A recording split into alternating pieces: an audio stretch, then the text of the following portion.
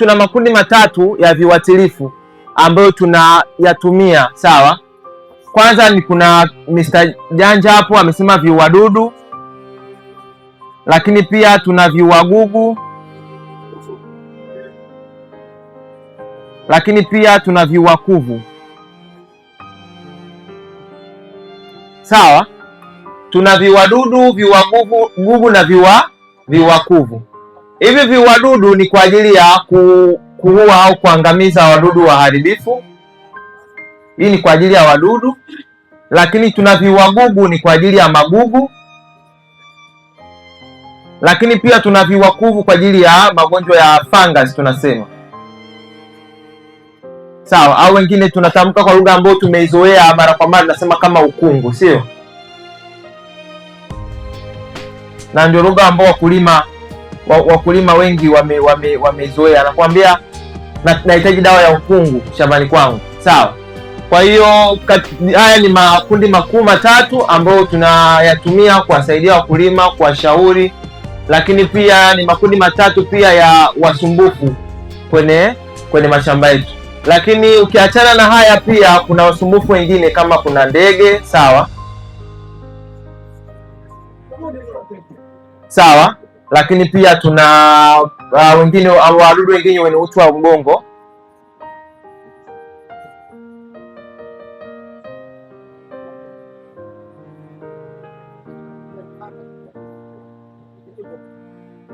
Hapa tuna panya, lakini pia tuna wanyani, sawa. Ni mmoja wa wadudu au nasema wanyama waharibifu kwenye mashamba yetu. Tuvumiliane, naandika mwandiko wangu sio mzuri sana naendelea, lakini kuandika vizuri sana.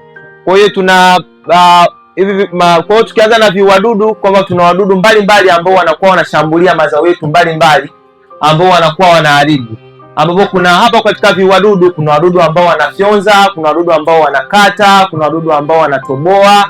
Tumeelewana? Wapo katika viuadudu. Lakini katika magugu pia tuna magugu mbalimbali ambayo yanaleta athari, sawa. Asilimia inaonekana kama 50% katika muda wa uzalishaji, sawa. Magugu huleta athari kwenye nini? Kwenye mazao kama ukiyaacha, sawa. Unafikia muda kwamba magugu yanapambana lishe pamoja na mmea wako. Magugu pia yanakuwa kama maficho kwa ajili ya wadudu pia hao ambao tunawakimbia huko juu, sawa.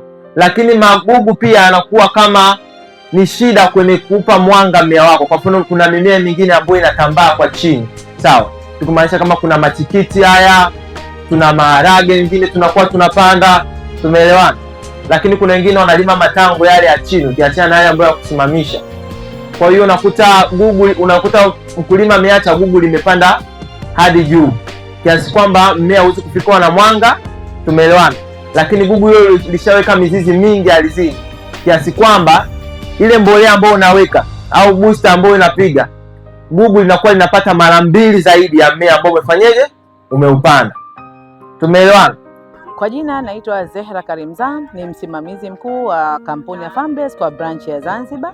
Karibuni kampuni ya Farmbase, tuko hapa katika viwanja vya maonesho Dimani Zanzibar. Maonesho haya ni ya kimataifa ya biashara yanayofanyika kila mwaka katika kuadhimisha sherehe za mapinduzi matukufu ya Zanzibar.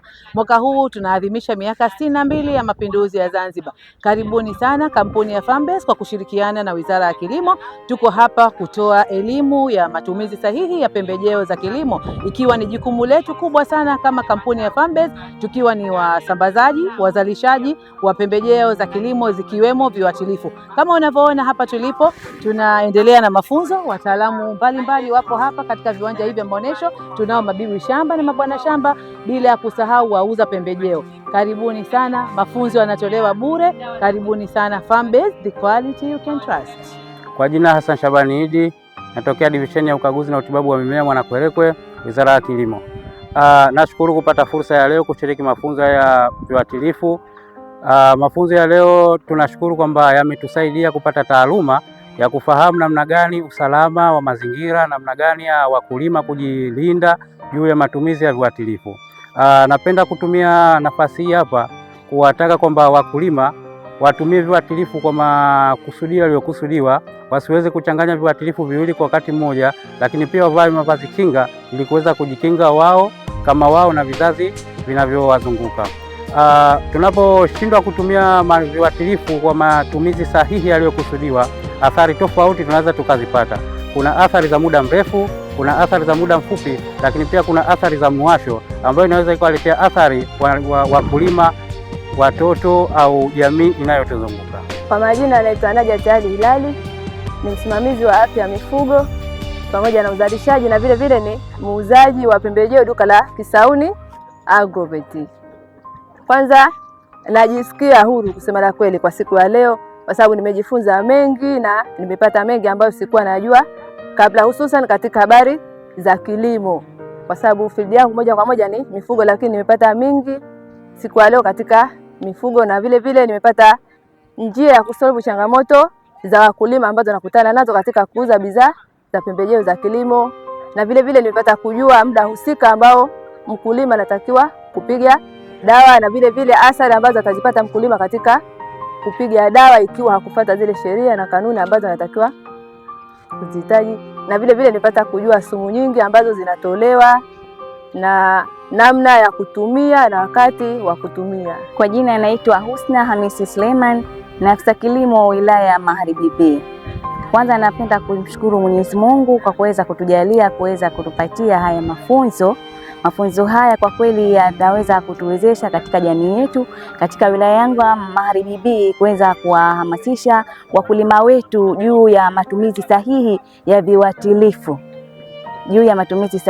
viuatilifu, kwani wakulima wetu wengi tunaona kwamba huwa wanatumia viuatilifu pasivyo na usahihi, wanakuwa wanachanganya tayari. Lakini vile vile tutakwenda kuwashajihisha wakulima wetu kupitia mafunzo haya tuliyopata leo kuhusiana na swala zima la uwekaji wa wigo hai katika mashamba yao, lakini vile vile kujenga kile kichanja ambacho pia kinaweza kikawasaidia kuweza kudhibiti yale makopo ambayo wanakuwa wanayatupa ovyo ovyo shambani, na watoto wanaweza wakayokota wakayatumia kwa matumizi yasiyo sahihi, kwa kunywea maji, wanaweza wakapata madhara tofauti. Lakini pia jingine, wakulima wetu tunajaribu sana kuwashajiisha kwa wavae ile protective gear wanapokuwa wanatumia hivi viuatilifu katika mashamba yao, lakini tutawapa maelezo kwamba yana umuhimu wake hii protective gear.